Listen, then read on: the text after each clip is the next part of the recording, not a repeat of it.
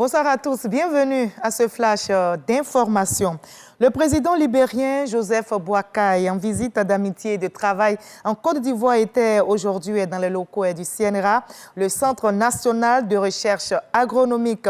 Le Libéria est intéressé par la recherche, le transfert de technologies, la mécanisation et surtout la transformation. Le président Joseph Boakai veut faire profiter donc à son pays l'expertise ivoirienne. La Côte d'Ivoire, notons-le, a déjà mis son expérience en œuvre pour aider plusieurs pays africains dans le développement de leurs différents secteurs agricoles. Et à la veille de cette visite au CNRA, le président libérien Joseph Boakai a pris part à un déjeuner officiel offert par son homologue ivoirien Alassane Ouattara, un moment de communion et de partage au cours duquel le chef de l'État libérien a été élevé à la dignité de Grand Croix de l'Ordre national et les deux personnalités ont une fois de plus réitéré leur volonté de renforcer la coopération entre leurs deux pays. Mama Traoré, plus reportage. Un toast pour célébrer la longue relation d'amitié entre la Côte d'Ivoire et le Libéria. Mieux, Joseph Nyoma Boakai, le président libérien, reçoit une distinction honorifique ivoirienne. Nous vous élevons à la dignité de Grand Croix de l'Ordre national.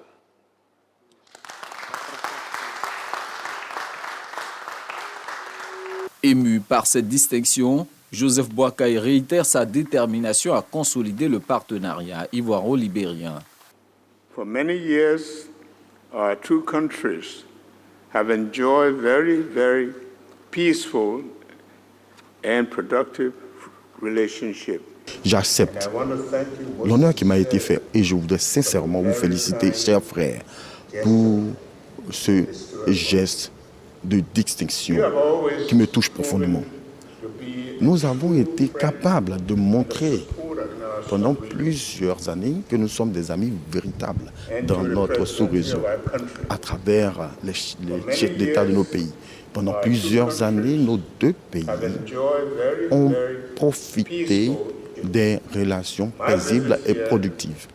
Et donc, ma venue ici s'inscrit dans la ligne de tout ce qui a été fait pour renforcer nos relations entre les deux pays. Nous sommes venus jusqu'ici pour explorer avec vous les nouveaux domaines ou secteurs de coopération, plus précisément dans l'amélioration des échanges commerciaux interfrontaliers.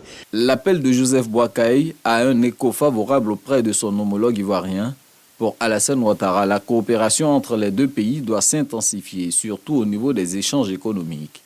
Monsieur le Président, chers frères, je note avec satisfaction que la Côte d'Ivoire et le Libéria partagent le même idéal de développement et disposent d'importantes potentialités susceptibles de nous permettre de réaliser notre commune aspiration à une intégration réussie de nos économies.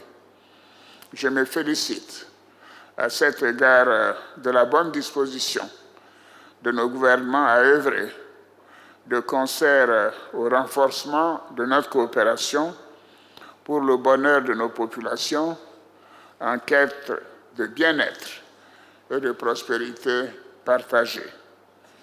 Dans cette perspective, il nous faudra intensifier davantage nos échanges économiques et commerciaux qui avoisinent les 50 milliards de francs CFA afin de les porter à un niveau qui reflète réellement nos potentialités et nos nombreux atouts, notamment en matière agricole, minière, minérale et énergétique.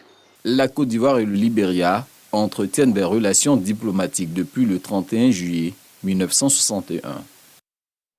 Voilà, nous sommes le 8 mars aujourd'hui, une journée dédiée à toutes les femmes dans le monde. C'est une journée d'action, de sensibilisation et de mobilisation destinée à promouvoir les droits des femmes et l'égalité. Ce 8 mars 2024, comme les années précédentes, on fait le point, on s'interroge sur les avancées des droits des femmes. En Côte d'Ivoire, l'heure est aussi à la réflexion autour du thème « Investir en faveur des femmes, accélérer le rythme ». Les associations féminines appel à plus de droits et de promotion de la femme pour le développement du pays.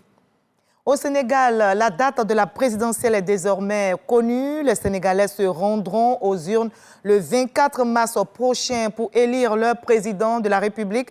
La campagne électorale démarre officiellement demain, 9 mars, et elle va durer 12 jours au lieu de 21 comme le stipule la loi électorale. 19 candidats sont en lice, mais des questions demeurent, notamment le souci de mener campagne pendant le mois de Ramadan qui débute le lundi 11 mars prochain. Un autre fait qui préoccupe les Sénégalais, c'est la détention de l'un des candidats nommé Bassirou Diomaye Faye, favori de l'opposition. Il concourt en remplacement d'Ousmane Sonko et il est toujours en prison. On va terminer par le Nigeria où environ 300 élèves ont été kidnappés. Cet enlèvement est survenu hier dans l'état de Kaduna, dans le nord-ouest du pays. Et le président nigérien a mobilisé les forces de sécurité pour les retrouver. Et on espère que ces élèves seront retrouvés. Je vous retrouve, moi, à 20h pour la grande édition. À tout à l'heure.